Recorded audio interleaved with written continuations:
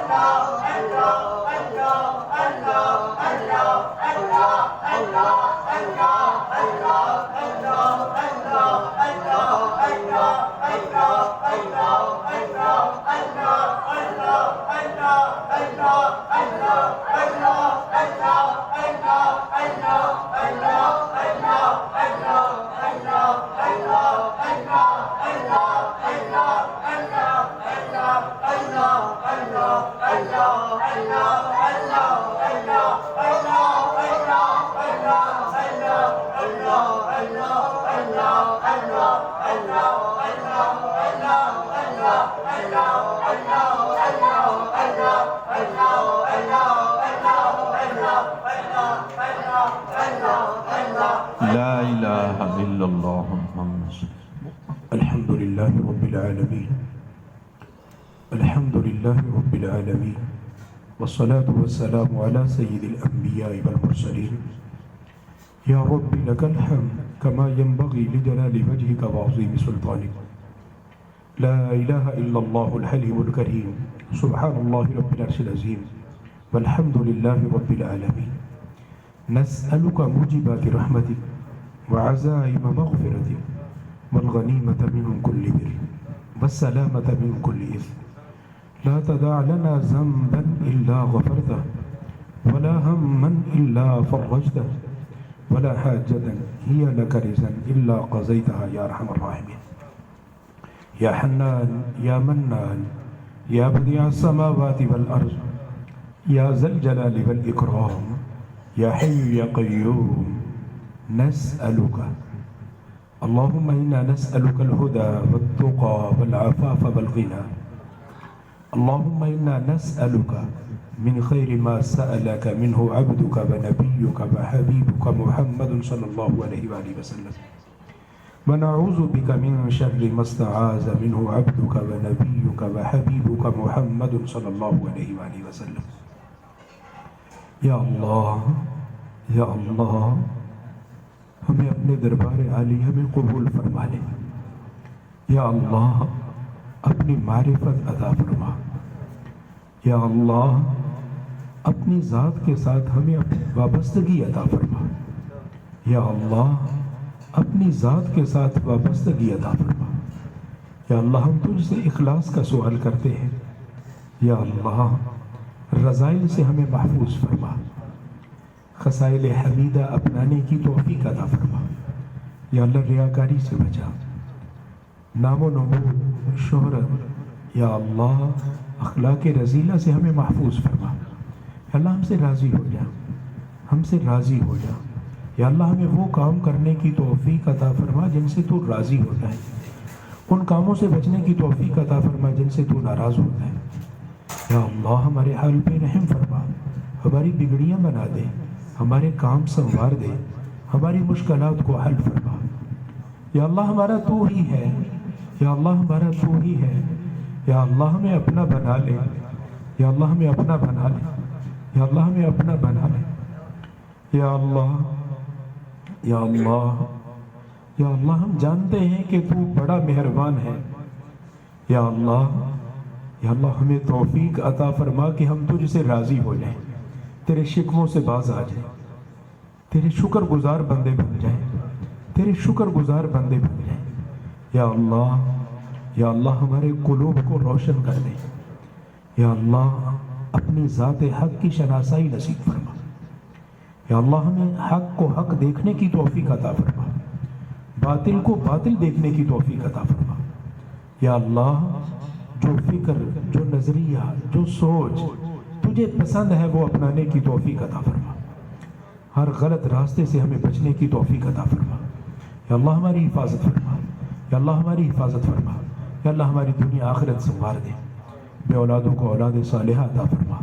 یا اللہ جو صاحب اولاد ہیں ان کے اولادوں کو نیک مطیع فرما بردار بنا، اولاد کے دکھوں سے سب کو محفوظ فرما، اولاد کے دکھوں سے سب کو محفوظ فرما۔ یا اللہ بے روزگاروں کو آسان حلال روزگار مہیا فرما، جو برسر روزگار ہیں ان کے روزگار میں برکت عطا فرما۔ یا اللہ ہماری ساری ضرورتیں اپنے خزانوں سے پوری فرما۔ یا اللہ ہم سب کو اسلام پہ زندہ رکھ، ایمان پہ موت دینا، خاتمہ بالخیر نصیب فرمانا۔ آپ صلی اللہ علیہ وآلہ وسلم کے اسوہ مبارک کے مطابق زندگی گزارنے کی توفیق عطا فرما۔ یا اللہ ہماری حفاظت فرما، ہر قسم کے شر اور فتنہ سے ہمیں محفوظ فرما، ہمارے جسم و جان عزت و ناموس کی حفاظت فرما۔ یا اللہ ہماری اولادوں کے جسم و جان عزت و ناموس کی حفاظت فرما۔ یا اللہ اس پرفتن دور میں یا اللہ ہماری اولادوں کی حفاظت فرما، نسل نو کی حفاظت فرما۔